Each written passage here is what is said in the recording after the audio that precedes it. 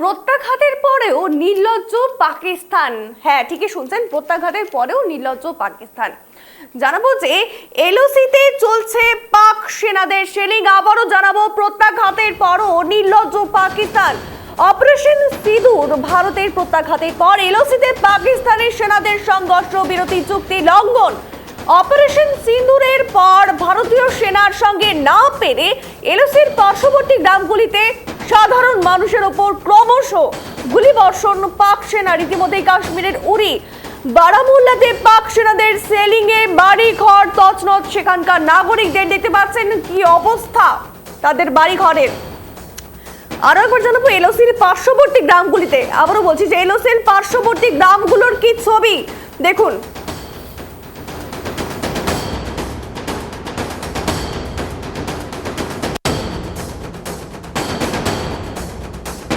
চলছে পাক সেনাদের ট্রেনিং। অপারেশন সিঁদুর ভারতের প্রত্যাঘাতের পর এলওসিতে পাকিস্তানি সেনাদের সংঘর্ষ বিরতি চুক্তি লঙ্ঘন। অপারেশন সিঁদুরের পর ভারতীয় সেনার সঙ্গে না পেরে এলওসি পার্শ্ববর্তী গ্রামগুলিতে সাধারণ মানুষের উপর ক্রমশ গুলিবর্ষণ পাক সেনার।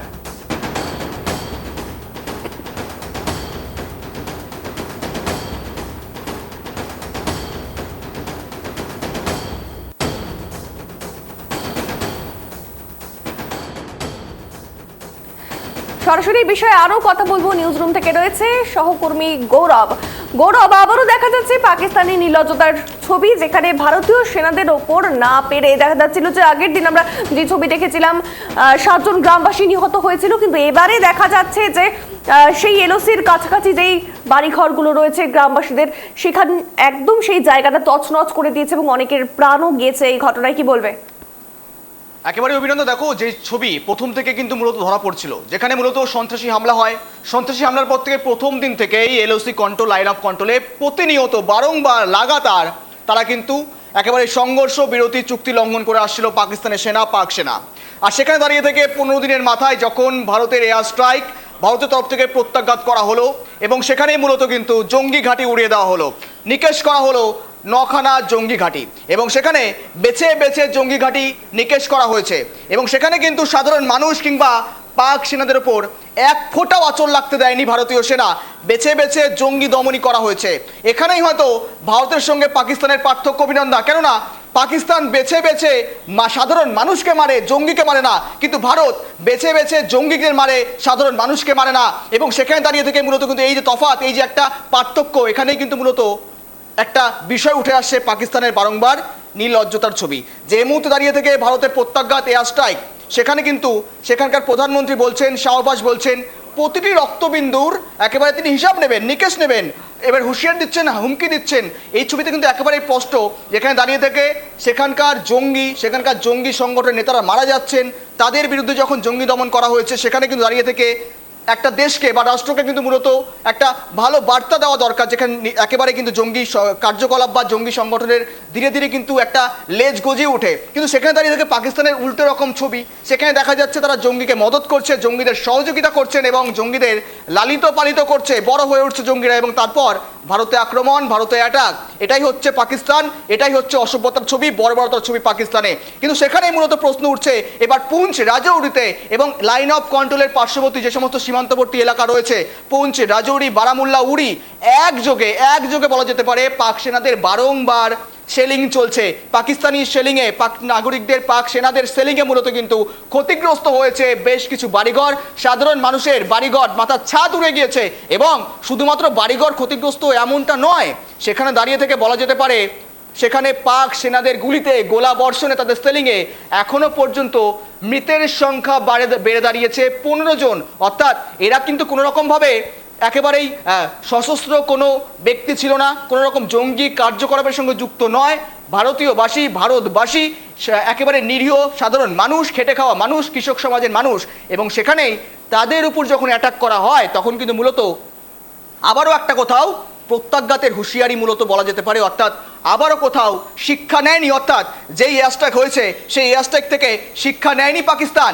সেখানে দাঁড়িয়ে থেকে প্রত্যাঘাতের পরেও একেবারে নির্লজ্জ ছবি, অসভ্যতার ছবি বারংবার প্রকাশ্যে আসছে পাকিস্তানের। কেননা তারা যদি নির্লজ্জ না হতো, তারা যদি অসভ্যতামি না করতো, তাহলে হয়তো তারা এই সংঘর্ষ বিরতি চুক্তি লঙ্ঘন করতো না, লাগাতার তারা এই সংঘর্ষ বিরতি চুক্তি লঙ্ঘন করে ফেলছে। এবং সেখানে কিন্তু প্রতিনিয়ত ভারতীয় সেনাবাহিনীর সঙ্গে পাক সেনাবাহিনীর একটা ক্রমশ কিন্তু রণক্ষেত্র পরিস্থিতি, অর্থাৎ সঙ্গ বিসঙ্গ একটা কিন্তু হচ্ছে।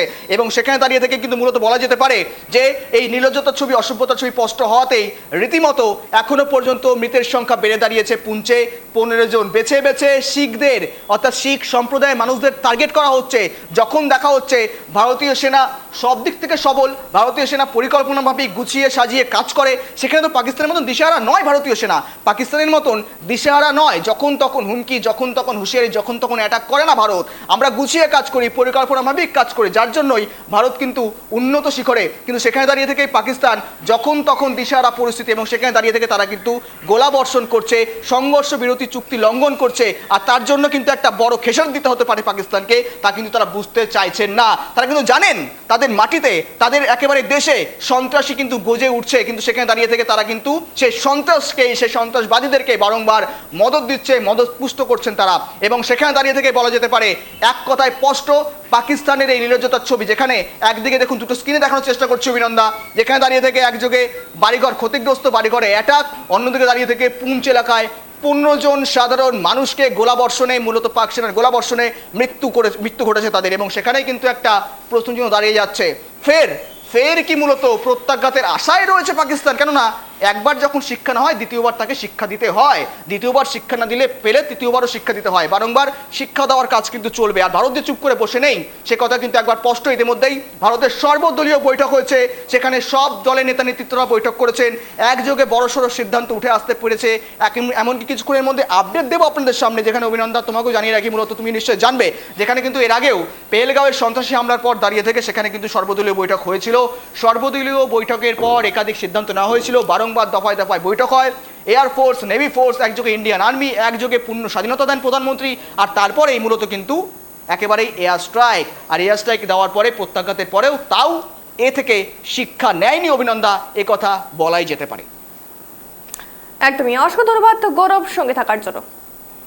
যে ছবি আমরা ইতিমধ্যে দেখতে পাচ্ছি, তারা কিন্তু সেই সমস্ত যে নিয়ম সেগুলো কিন্তু একেবারে লঙ্ঘন করে ফেলেছে, এবং যার ফলে তারা বারংবার এই ঘটনাগুলো ঘটিয়ে যাচ্ছে। এবং অবশ্যই ভারত তাদের আবারও শিক্ষা দেবে।